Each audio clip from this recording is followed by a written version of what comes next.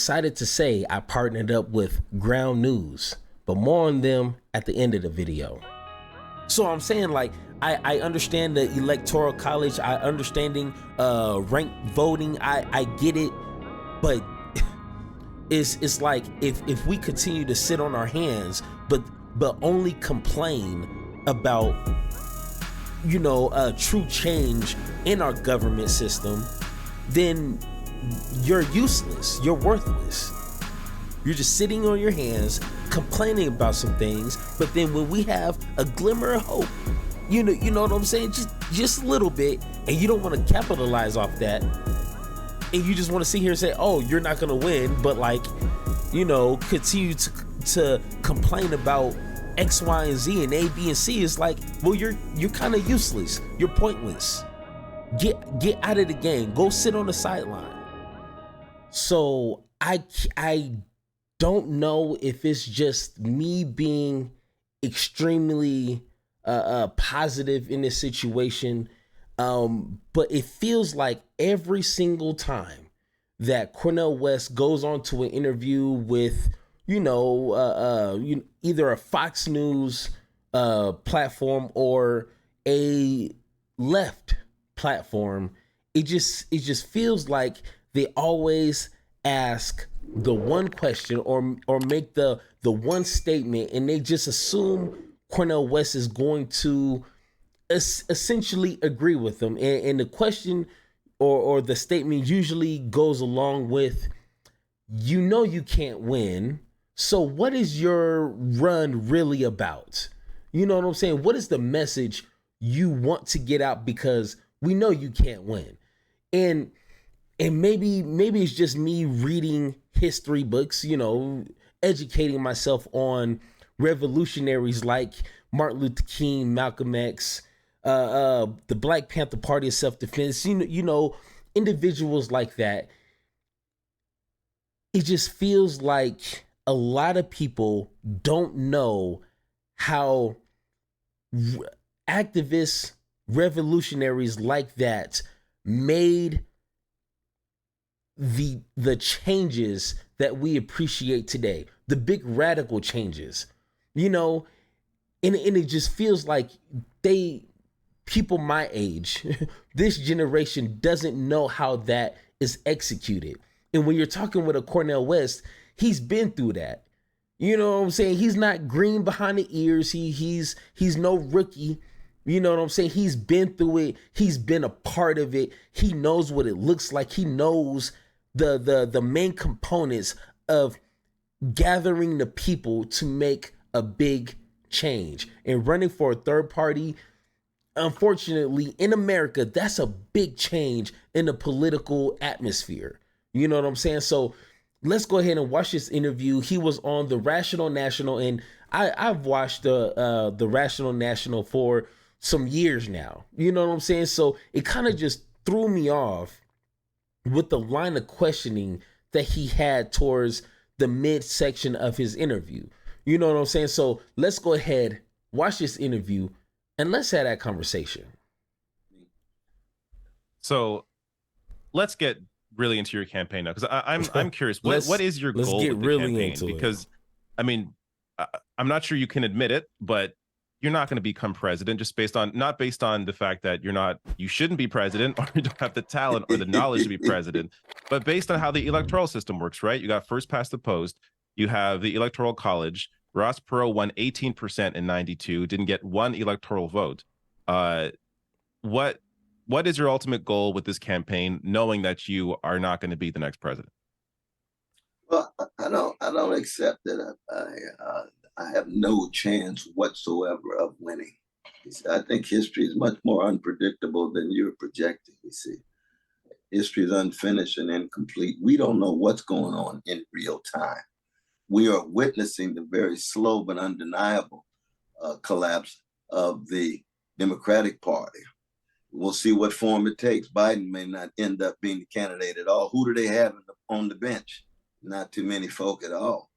The Republican Party's already been hijacked by Trump, so that the establishment in that party is long gone.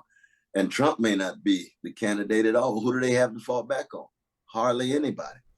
what happens in a moment in which both Trump and Biden are not there and the only three people, myself and two others? Let's go to the stage. Let's have a public debate. Let's travel the country. Let's see. You don't know, brother. You just don't know. I feel like I do, but no, I don't believe in closure, man. I don't believe in closure like that. We are running to win. Now, okay, now given the fact that you say, okay, let's just move from certainty to probability. There is a probability that you will not win. Of course, absolutely. But what does that mean? That means I have to bear witness to what is inside of me. There's no way I can remain silent given the corporate duopoly. There's no way I can remain silent when the two-party system is an impediment for the unleashing of democratic possibilities of poor and working people, not just here and around the world. There's no way I could sit back and simply be a spectator given what's going on, even in electoral politics. I've never spectated in terms of social activism, but in electoral politics, you see. So what this campaign is about is, it is the spillover of the legacy of Martin Luther King Jr. and Fannie Lou Hamer and Dorothy Day and Rabbi Heschel and Edward Said. What were they concerned about? Abolition of poverty, abolition of homelessness. What are they concerned about? Ensuring that there's a fundamental commitment to the militant wing of the labor movement in terms of not just higher wages, but more and more control over the conditions of their workplace. Deep commitment to feminist movements in terms of women having control over their bodies, ensuring that women are treated with dignity, and similarly so in terms of any kind of effort to be silent about vicious legacies of white supremacy. So that it's a matter of laying bare both a vision and analysis, but most importantly, a witness, a bearing witness. And a bearing witness what? In a collective manner.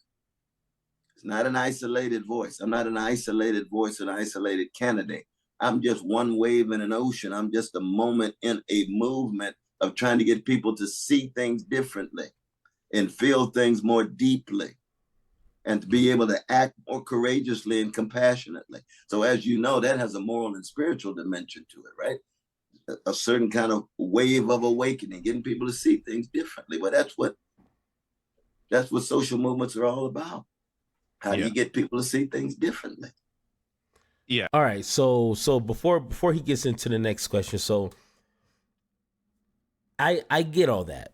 You know what I'm saying? Like I understand that it's going to be a very extremely difficult for Cornel West to win. It's going to have to be a lot of mountains moved.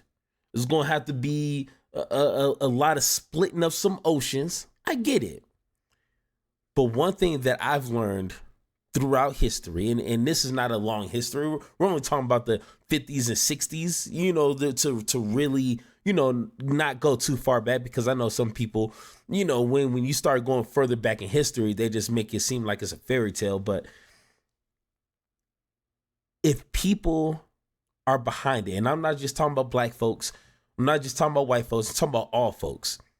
When people get behind a movement, the elite, the government, they can't defeat us all. You know what I'm saying? If black folks and a handful of white folks can make the changes, the radical changes, like they did in the 50s and 60s, what's stopping us now? Are we all that soft? Are we all that spineless? So I'm saying, like, I understand the electoral college, I understanding ranked voting, I get it, but it's like if we continue to sit on our hands, but only complain about, you know, true change in our government system, then you're useless. You're worthless. You're just sitting on your hands, complaining about some things. But then when we have a glimmer of hope, you know what I'm saying? Just a little bit, and you don't want to capitalize off that, and you just want to sit here and say, oh, you're not going to win, but like, you know, continue to complain about X, Y, and Z and A, B, and C. Is like, well, you're kind of useless. You're pointless. Get out of the game. Go sit on the sideline. But don't get in folks like me. Don't get in my way of trying to make actual change. Don't get in my way, because you will get ran over. You know what I'm saying? So it just really frustrates me when people can't understand, like, it takes action with words, not just words with no action. You know, come on now. I would argue though that I'm not personally sure. I'm not sure if your message is more effective as a Green Party candidate than it would have been, say, challenging through a primary. Why did you not choose to challenge Biden through a Democratic primary as a, you know, choose that instead of doing the Green Party run? Because I think the primary, I just think, would have gotten you more attention personally, and would have been able to push your message out further, maybe put more pressure on Biden, because he actually has to potentially speak to, you know, that contingent of Democratic voters.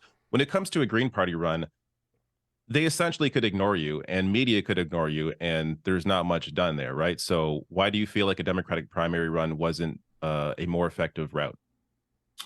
Well, one, up to now, I haven't been ignored, as you know. I haven't been ignored at all. That there's been a whole lot of vicious attacks and assaults. I'm the menace. Well, I mean, constitutional order. Yeah, they're either going to ignore you or attack you, right? Like, that's kind of. Yeah, I mean, do you see what I'm saying? Like, once again, I don't know if I think his name is David, Mr. Rational National here. It's like, are you paying attention? Are you reading the articles? Are you seeing the things that they're saying? Do you know the history of Cornel West? Do you know who he is? Do you understand the name recognition? You know, he's not like a LeBron James type name recognition, but folks know him. And the Democratic Party knows that. So how can they ignore him? You know what I'm saying? Like, it's just weird. Like, why would you even ask that? That was such a waste of time. Like, you wasted 45 seconds of everybody's life asking that stupid question. Can you like figure out a better question to ask? I don't know. Let's find out. Well, no, but attack is not being ignored, though, brother. Let's just make that clear. Yeah. Let's make a distinction here, right? But secondly, you see, the right and the Democratic Party is so overwhelming that there's simply no way that you can have a fair process in a primary. If you're talking about getting ignored and dismissed, look at RFK, look at Sister Williamson. That's what it is to be ignored and dismissed. And they know that in a few months, it's over for them because they've already rigged it in such a way. And you know, my two campaigns with my dear brother Bernie Sanders, it was clear that they had rigged it. It was clear that they treated him unfairly. Yeah, but you don't think a third party run is less effective? Like, I would argue, I agree with you. Yes, the system, in terms of the two-party system, in terms of the primary system, there is definitely, you know, a weighted scale there for sure. But that's right. You don't think that a third party is even less of a chance? I mean, Bernie at least was very close to winning the primary both times. Yes, when it comes to okay, Jesus Christ, I keep hearing this. Well, Bernie Sanders, he was almost there. Mr. Bernie Sanders, he was really close. It's like, what is that? Monica, Ray J's sister. Well, what is that song she sang? Almost doesn't count. Like who cares about almost? You know what I'm saying? Like would you send your kids to a school that's almost safe? No. Would you date someone who's almost safe? No, you wouldn't. Like I don't care about this whole almost thing. If we know that the Democratic Party is rigging their primaries in a way to where it kind of promotes a candidate that they want on any given election, then almost doesn't impress me. You know what I'm saying? I'm glad slavery wasn't almost abolished. Like, hey, it was almost. yay, we almost passed civil rights. Like, who cares with this almost?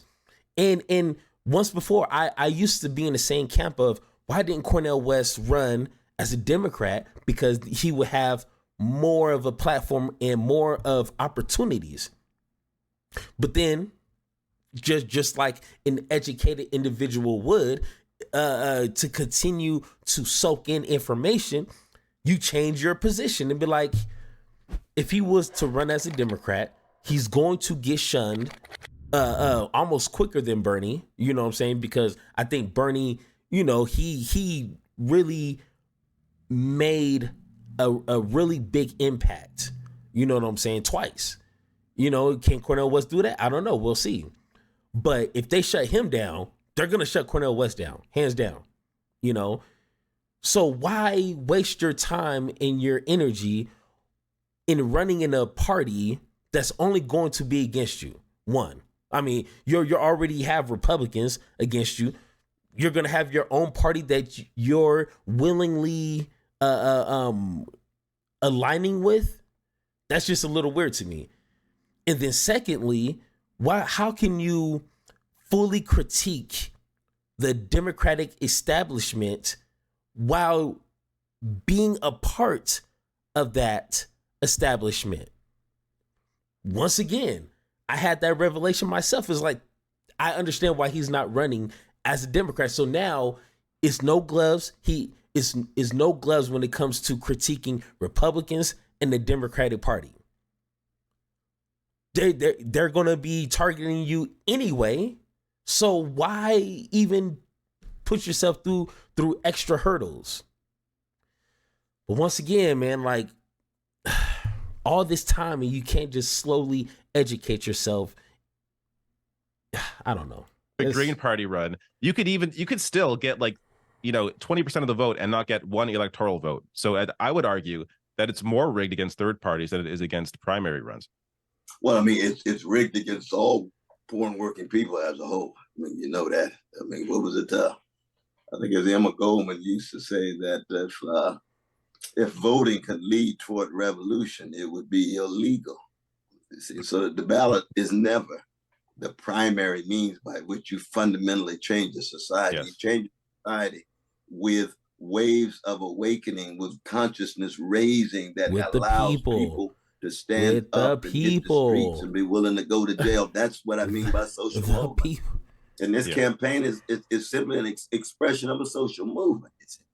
So that I would never, ever think that just the ballot in and of itself is going to lead toward any kind of fundamental social change. But I'm convinced, though, you see, once you run in a primary of a rotten Democratic Party, brother, and they ask you to even sign I just want to interject, though. To support the candidate, support Biden.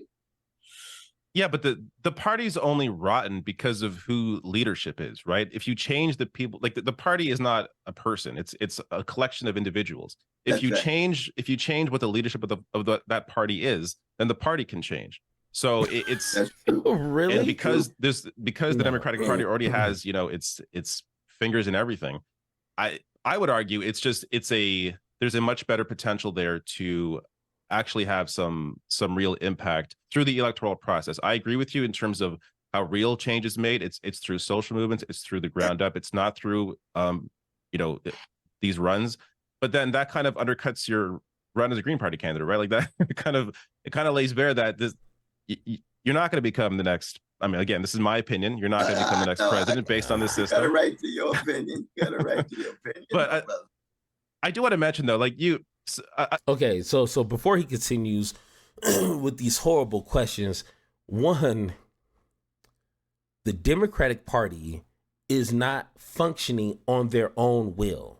Just like the Republican Party, they're not functioning off their own will. And if once again, this is where, paying for information, reading books, you have to pay for books. Not everything can be free. You can't just learn all this watching YouTube, which, I definitely do appreciate you watching this YouTube video. But the real people in charge are the CEOs, the corporations, those with billions of dollars. Those are the individuals, the institutions that fund these politicians and our government to enact some of the laws and legislations and regulations, or cutting regulations or tax cuts or loopholes. They're the ones paying these politicians to do their bidding. So who's really in charge? Just like the Wizard of Oz, you know, the person behind the curtain. That's the one you need to go talk to. So once again, you know, I'm pretty sure Cornel West knows this, but oh boy, he's just like, well, you know, like if you just change the leadership of the Democratic Party, it's like, well, why do you think they ran out Bernie Sanders? Why? Because his plan was to change the status quo, to go after corporations and billionaires and millionaires. They don't want that. So of course they're going to run folks like Bernie Sanders and Cornel West out. So once again, read some stuff and then form your opinions around information. I'm curious why your opinion has changed, because back in 2020, you did vote for Joe Biden because you thought that Trump was, you know, the threat that I would argue he definitely is. And you could argue he's even more of a threat now with 4 indictments, 91 charges. Why do you think Trump is less of a threat now than he was back in 2020? Well, I mean, I trash question. That was a trash. Supported Ralph Nader in 2000, as you know, supported Jill Stein in 2016. So I've got a history with third parties. We tried to form a revolutionary Black independent party in 1980 in Philadelphia. So I've been very much part of third party formations. But there were moments in which, when I supported Biden over against Trump, I was hoping that Biden would be able to speak to some of the issues that Trump's social base was concerned about. And he had 4 years to do it. And he didn't do it. For me, I know a lot of the liberals think this is the best economy that we have. It's only 3% unemployment and 2.x% inflation. And I said, my God, have you walked the streets? I'm at 110th Street right now in Harlem. Do you know the levels of inequality, the levels of social misery? You think those statistics that you think look so good in any way reflect the level of suffering in this economy? Please get off the crack pipe. So that unfortunately, Biden not only didn't come through, but when it comes to foreign policy and leading toward the possibility of World War III with his. All right, let's go ahead and pause there. So he said it best, and this is the type of positioning I'm taking a stand on. I don't owe anyone a second term when it comes to my vote. I voted for Joe Biden, hoping that, hey, you're going to do something. He did it, or at least the things that are important to me. Once again, your fancy numbers when it comes to unemployment, the types of jobs that are available, and I'm part of the working class, so I got a good feeling it's trash. And that's a whole nother conversation. But just because you look at some numbers and you think, and that makes you feel good, that doesn't mean nothing. You know what I'm saying? So in my book, he failed. So I don't owe him a second term. You know what I'm saying? You get one shot. Like Eminem said, you get one shot. Do not miss your chance to blow. And Joe Biden, he blew it. So hey, if it was up to me, he didn't do X, Y, and Z, or and the stuff he promised. You know what I'm saying? He didn't deliver. So guess what? You are fired. Just like a regular job. You don't perform, you're fired. That's simple. So military adventurism. In some ways, it was worse. Worst possible nuclear exchange with Russia, the strangleholding Russian provocation. I would argue that's not. I would not want Trump as president right now. I would guess that it would be much worse under a Trump presidency on every level than it is under Biden. It's not a defense of Biden. It's just saying that the reality of the situation with the electoral politics, and as you even admit the limitations there, that's right. And the reason you voted for Biden in 2020 is because you voted against Trump. It wasn't really for Biden. It was against. Right. Yeah, it was an anti-Trump vote, which is right. Just the nature of first past the post and how things currently have to operate based on the way the system currently is.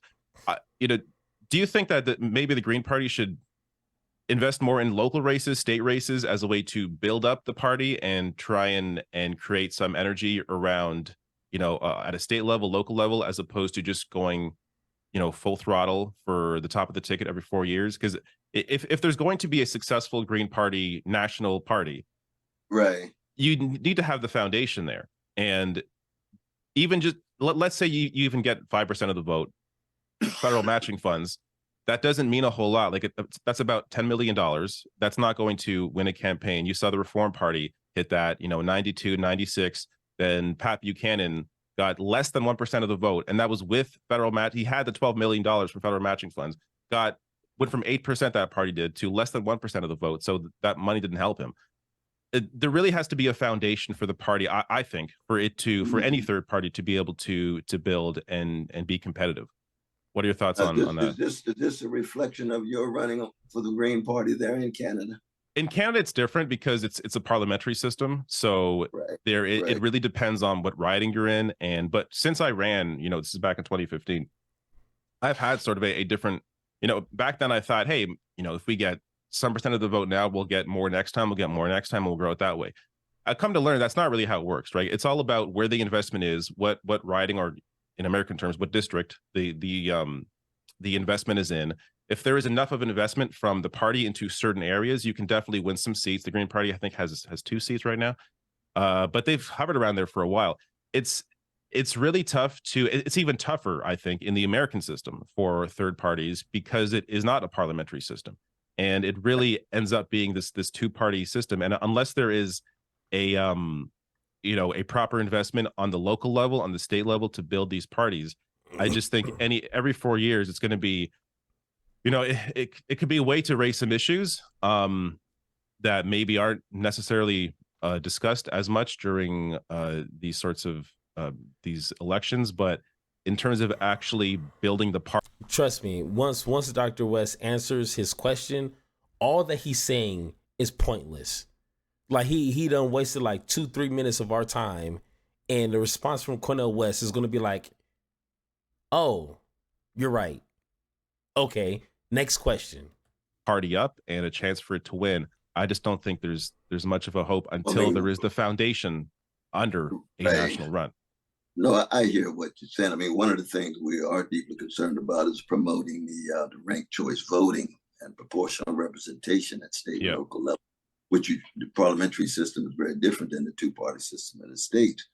That's a real possibility. The abolition of the electoral college itself is very important. Yes. But I think what I am picking up, though, brother, is that it seems to me you are suggesting that it's really impossible to break with the 2-party system and the status quo in that sense, because every 4 years you're going to have an anti-Republican party vote.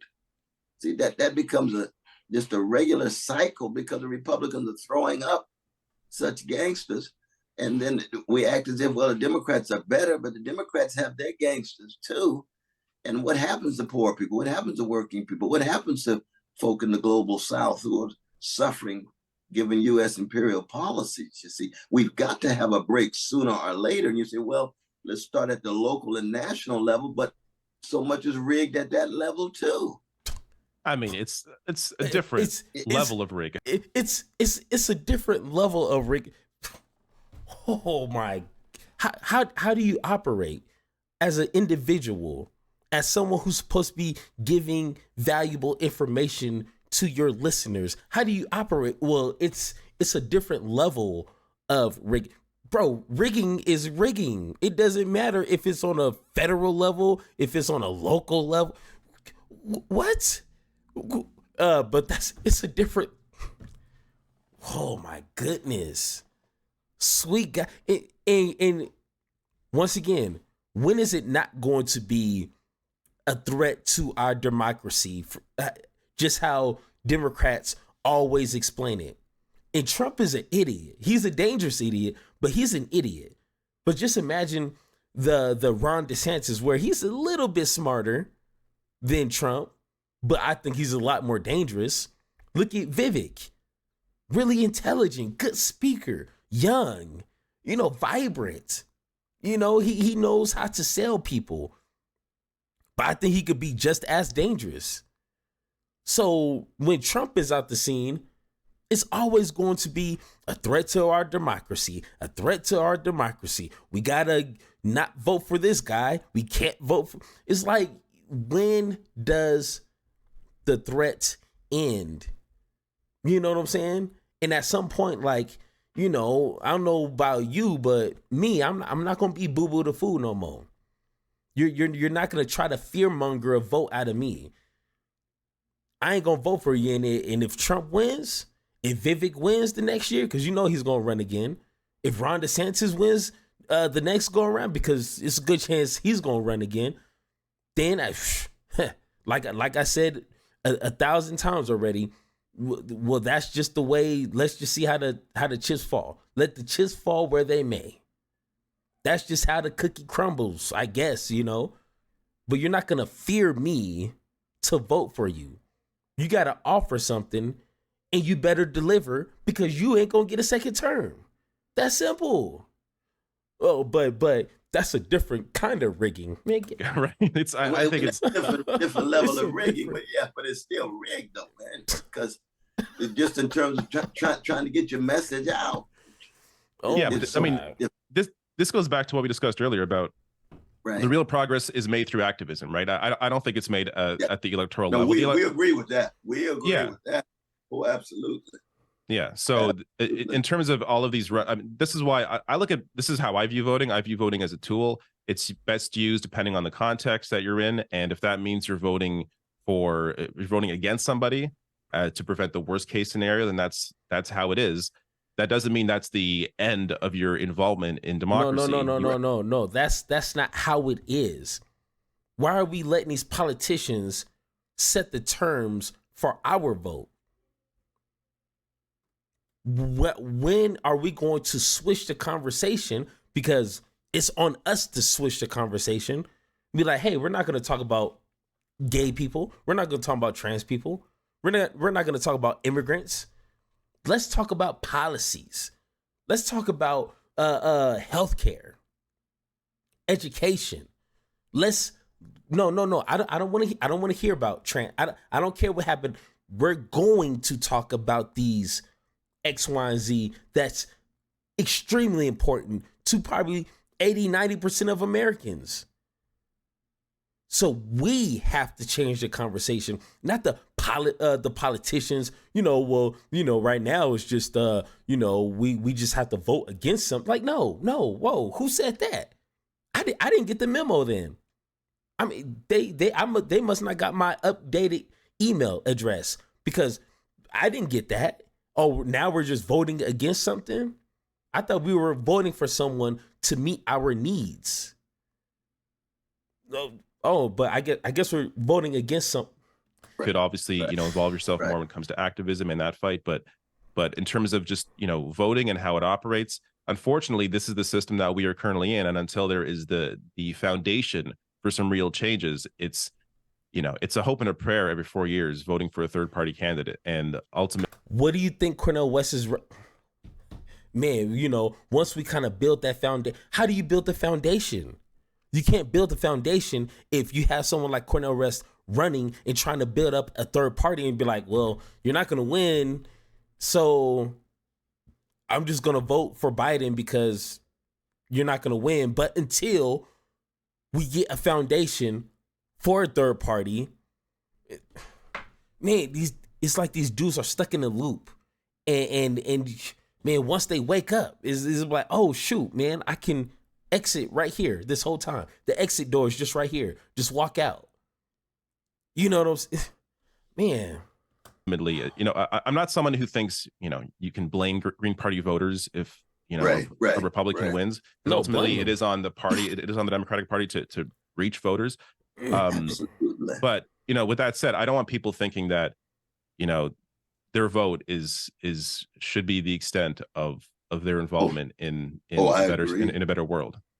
I agree, because in the end, we really are talking about revolution. Revolution is the sharing of power, the sharing of resources. Poor and working people of all colors and genders and sexual orientations need more resources. They need more wealth.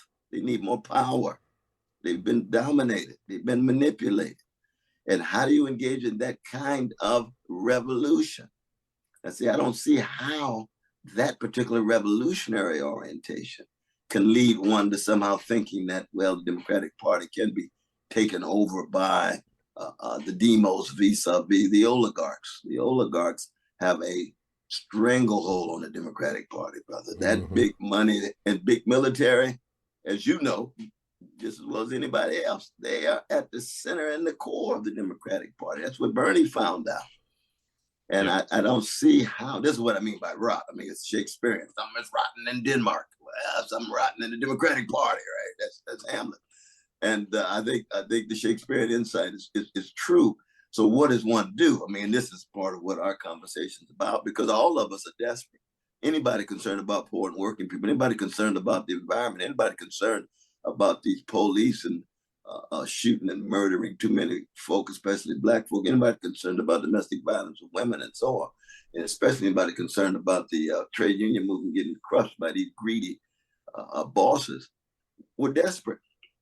Yeah, we are desperate, though, brother. At least I am, and I'm sure you are too. No, I mean, I mean, I wake up, I look at the news, I'm just like, God, like that's why my first question to you was like, how do you deal with this shit? Because it's every day there's it's something new, and it's an ongoing fight.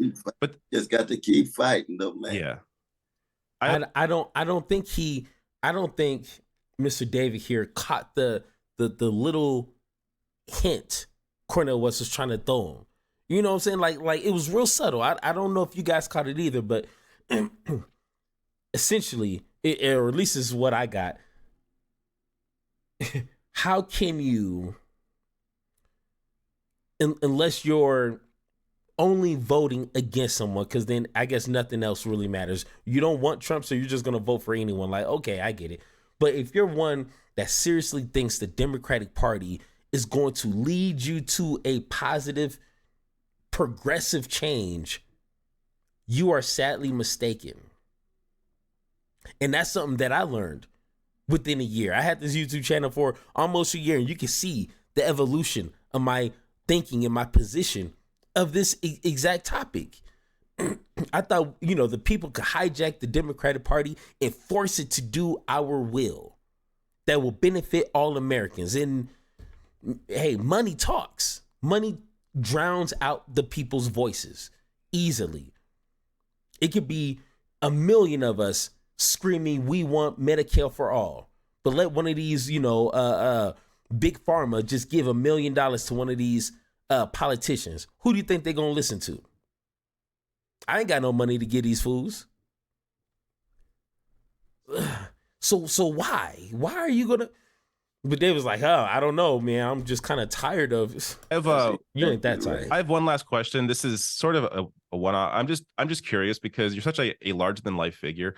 Do you have hobbies? Like, what do you do for fun that is not involved in your activism, in writing? Like, do you do anything that's just sort of like your downtime? Maybe watch movies? Like, what do you do if you have downtime?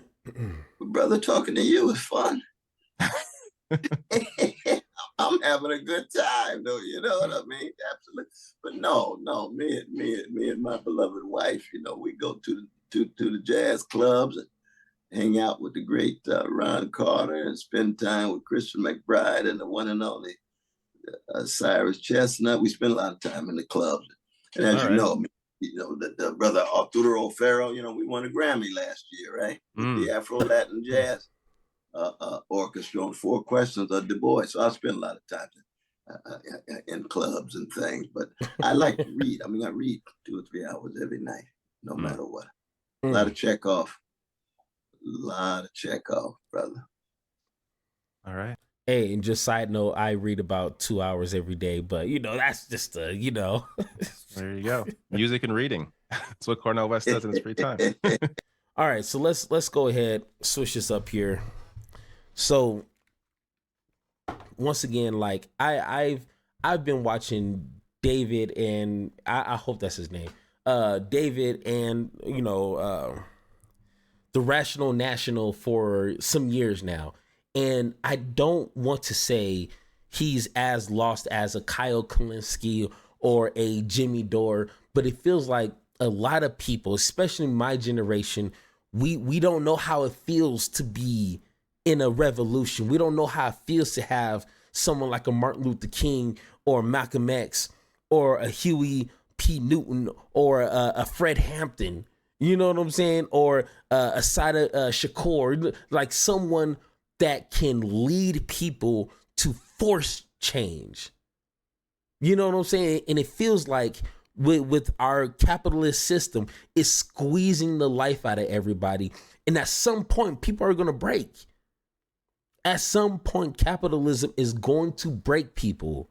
And we're going to be in such a desperate need of change. We will vote for Trump.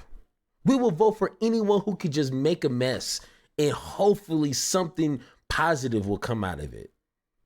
You know what I'm saying? So we need to take advantage of these moments. You know what I'm saying? I'm not saying Dr. Cornel West is God or, Jesus, and he's going to, permanently make things better for everybody. Like, he may not even win. And I get that. But it's not going to be because the people didn't support him. It can't be because of that. So what are you doing to try to force that into it? Use your platform. Be like, hey, I know this is a long shot, but if we can all agree and organize, be like, you know what? We're going to vote third party. The numbers are going to show that if Biden wins by a margin, the Democratic Party is going to realize they're losing their voters. If the Republicans win by a little margin, everyone's still going to know something is happening in this third party. And when you have millions of us doing that momentum has to be carried to the local and the state level. And then the next 2 years, and then the next 4, like it has to, because people are still going to be hurting. Is none of this is going to change.